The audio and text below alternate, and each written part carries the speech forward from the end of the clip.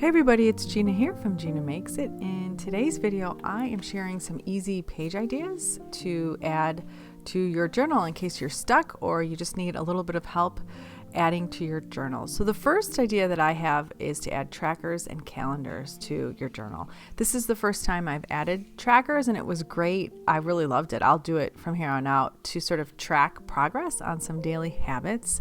I also started adding calendars to my journal, and so I just pulled out the beautifully designed ones from my Daphne's Diary planner, and I added them every so often in my journal. And you'll see I do a final flip through at the end, and you'll see kind of where they fall in.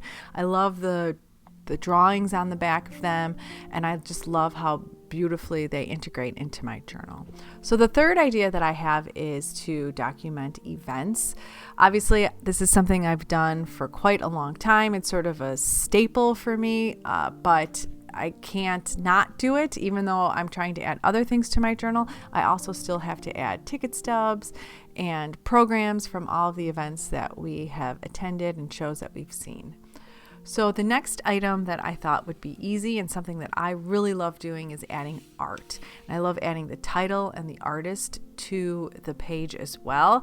I include art in a lot of my digital kits. It's something that I always gravitate to. I just love it so much, and I think that it adds so much vintage appeal into my journal, and I love learning about new art and new artists. So this picture right here also includes my next item, which is poems.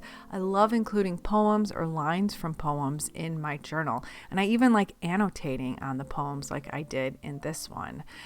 It's just something that I am a literature person, and so it's sort of my old standby. I love different pieces of poems. I love whole poems. I just love adding that element to my journal. It is just a great way to incorporate different feelings and ideas without actually having to journal about it. The next idea that I have that I've been really loving is adding collages to my journal. So I love collaging, and I've always kind of struggled with the purpose of it, but when I add it to my journal, it has its own purpose, and it just is a wonderful way to explore that creative outlet and also add so much interest to the pages of your journal. So it's not the same thing over and over again, and it actually has some sort of different elements and textual elements in it as well. Another item that I like to add that you might like to add too is just a reference to the books that you've read. I am an avid reader, and so I'm always reading, and I like to keep track of my books or journal about a certain book that I really, really loved. I feel like it's just a great way to keep track of that.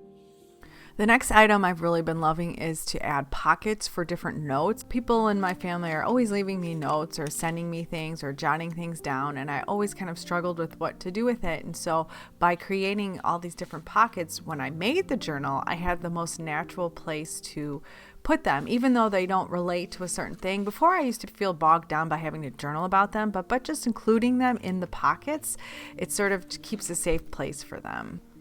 I thought that I would provide a full flip through so you can see all of these elements together. So this is my current winter journal that I am just finishing up as we speak, and I'm getting ready to start working on my spring journal. And I just created this out of an old dictionary that I took all of the pages out. It's a really nice size. It's on the bigger side, and I tend to like bigger journals. So I struggle with the idea of calling this a junk journal or a journal, but it's really more of a creative journal because it incorporates all of the elements of journaling and art and just creativity.